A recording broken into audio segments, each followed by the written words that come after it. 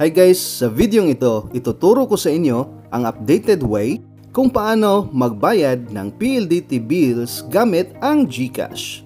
Ang dali lang guys, kaya tara, let's start after this intro.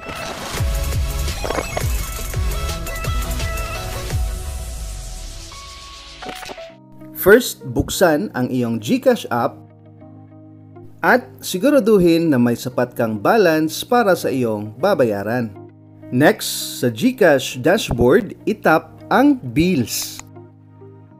Tapos, piliin ang Telecoms sa categories. Scroll down at hanapin ang PLDT sa list of billers. Pwede mo rin i-type dito ang PLDT para mas madali. Pindutin ang PLDT. Ngayon ay ilagay mo na ang amount na babayaran. Anyway, may charge siya na service fee of 7 pesos only. Enter mo rin ang iyong 10-digit account number. At ilagay mo rin ang iyong email address. Take note, huwag mong i-check ito para wala kang extra fee. Pagkatapos, i-double check ang details. Siguraduhin na tama ang mga nailagay mo para walang maging problema. Para makaproceed ay i-click ang Next. Then, itap mo itong Next dito sa taas guys.